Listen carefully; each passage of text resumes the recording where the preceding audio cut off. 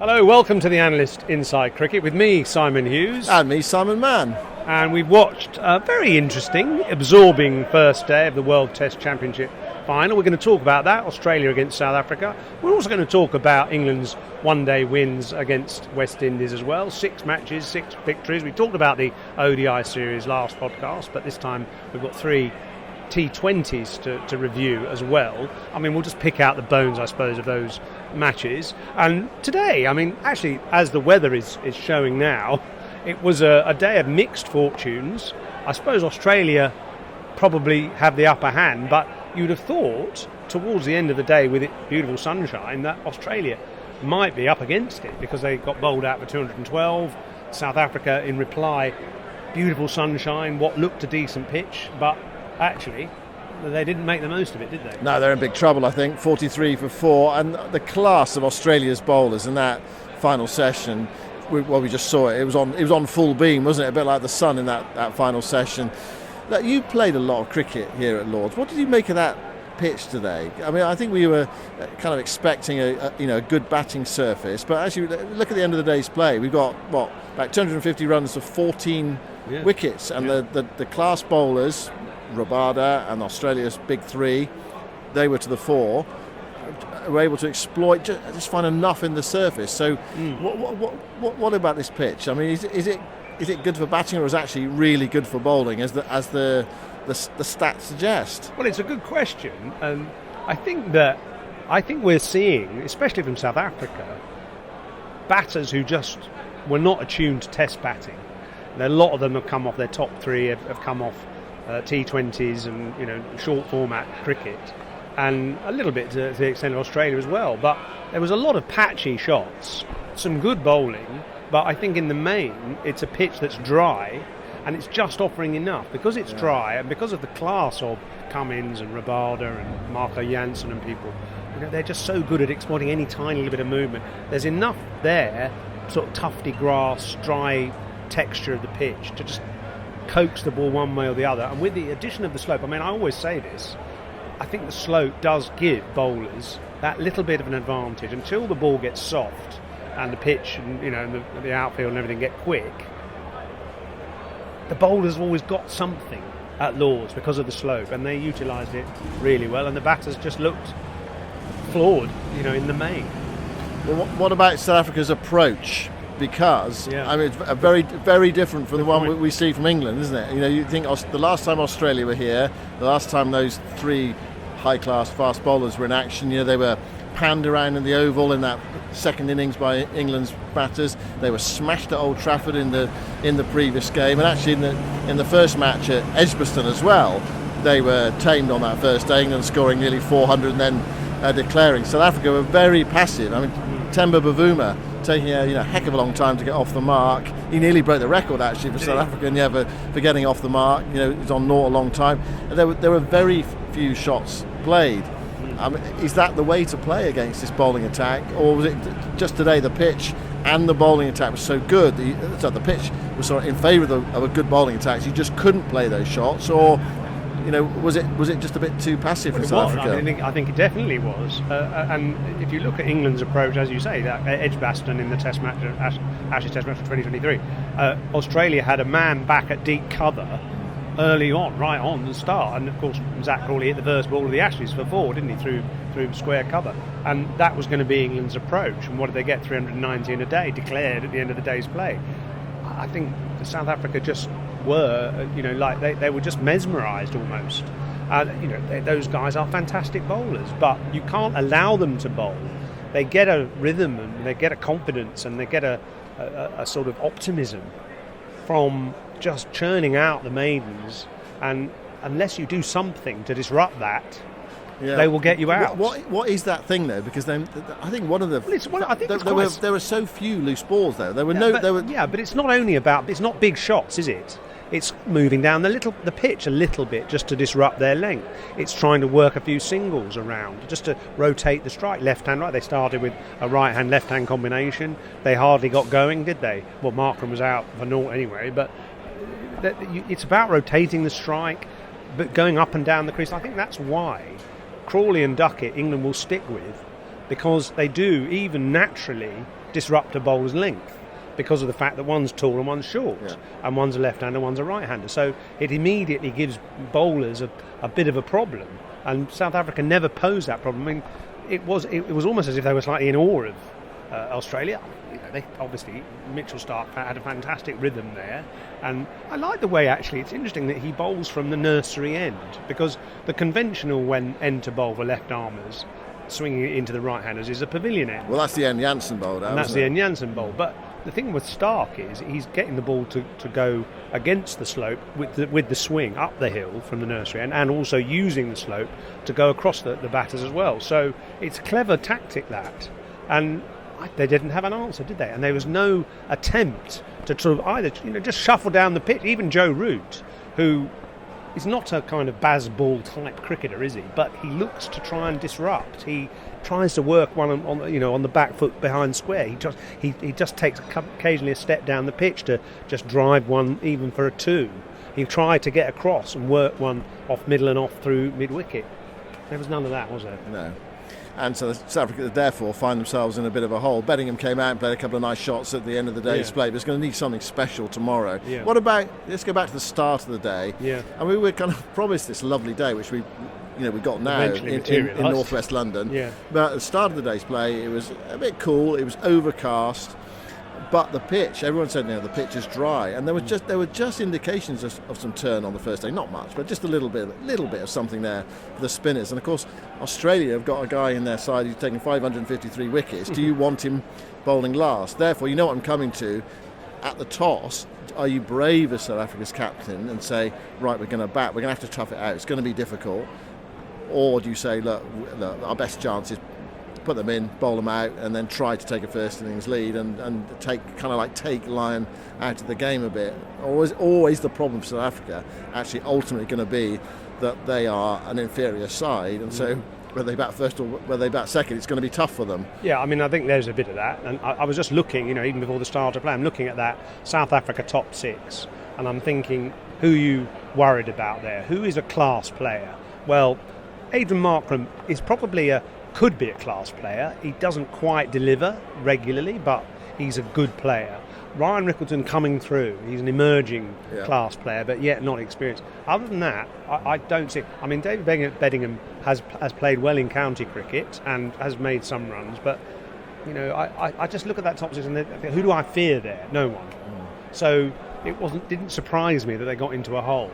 Australia's batting, I mean, I suppose, going back to South Africa's decision to field first, I imagine, a lot of data is always used now, isn't it? And they often say, and even Stuart Bull was saying on commentary, the best day to bat is day 2 at Lord's. Yeah. So you're hoping you bowl Australia out for 200 odd, and then you get batting, and you don't lose 4 wickets before the close. So the first part of it worked, but the second part of it didn't, because what they wanted to be is 50 for none overnight, or 50 for 1 or something, and with an expectation of 300 on the second day. But that's going to take some getting now, isn't it? Absolutely. I mean, it was an extraordinary session after tea. Yeah.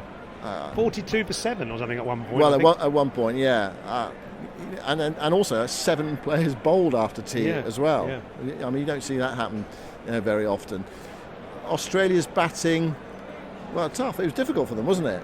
It was really hard work. High-class bowlers again. Rabada Jansen, mainly Rabada today with his 5 wickets, but Jansen supporting him as well. But also, those kind of like wild card wickets. Markram getting Steve Smith. Have a go, Aidan. Come on and have a bowl from the pavilion end. He tosses one up outside the off stump. Smith thinks, all right, I'll have a bit of this. Just drives a non-turning off break into the hands of Marco Jansen at slip. He takes it at the third attempt. Actually, the one good thing about South Africa today, apart from their solid bowling, was their catching. Yeah, superb. Their catching was superb, and they didn't miss a trick, and some tricky ones were taken. Australia, of course, dropped one, didn't they, towards the end there? Carey dropped one behind the stumps. Not too costly though. No, he dropped Mulder on 1, and what did he make in the end? 6. I mean, what was Mulder playing at?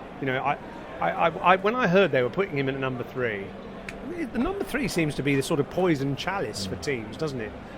England are sort of debating who to pick at number 3 for their Test series, and Cameron Green gets thrust in at number 3 for Australia, Mulder at number 3, an unproven number 3 for South Africa. It's a key spot. Well, he's played most of his career in the middle lower order. Yeah. I mean, number 3. I saw Jonathan Trott today, actually, in the ICC box, and I said to him, I just went up to him, he was walking past, and I shook his hand, I said, congratulations, and he said, what for? I said, well, just being what you've done for England and what you've done for Afghanistan, just generally excellent. I mean, one of England's best ever number 3s, but he'd done it before, hadn't he? He was experienced before he came into the England side at number 3. It's just such a hard place to bat. Well, it is in the modern game, it seems, doesn't it? Especially here as well. It seems a particularly tough place to bat. You think of Lord's pitches in the early part of the 21st century being really flat, but actually it feels now as if the bowlers, when they come here, whatever the weather's like, whether it's overcast or whether it's sunny, there's something there for them.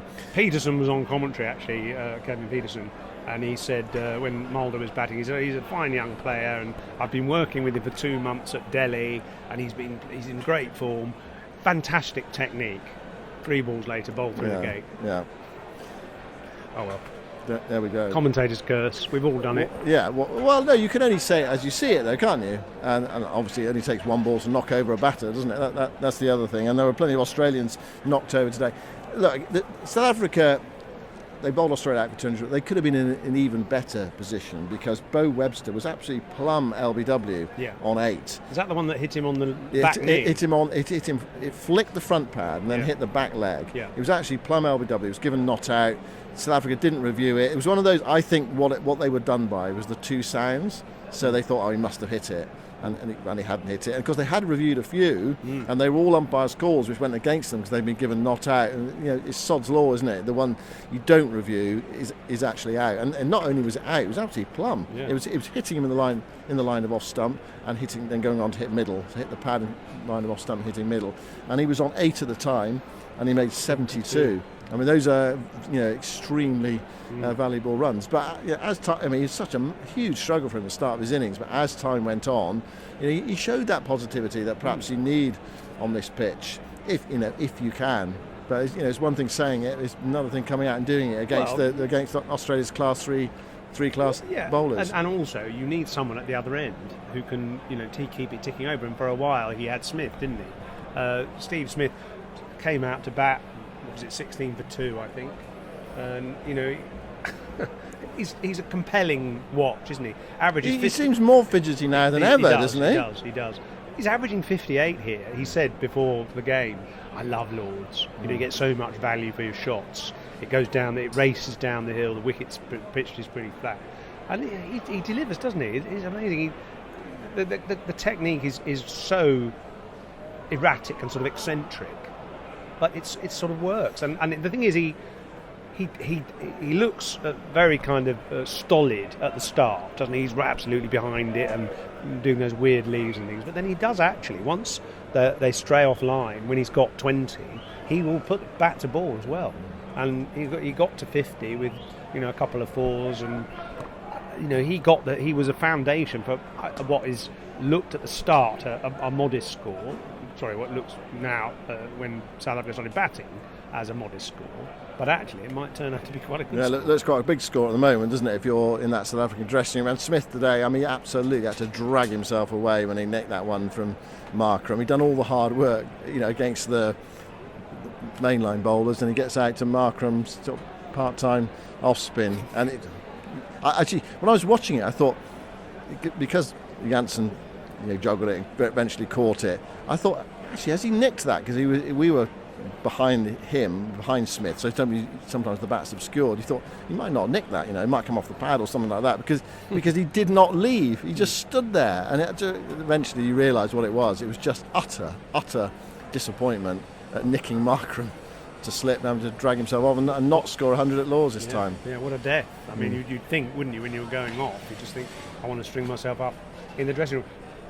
Has there been a Test match, I wonder, where you've got 3 slip fielders of 6'6" plus?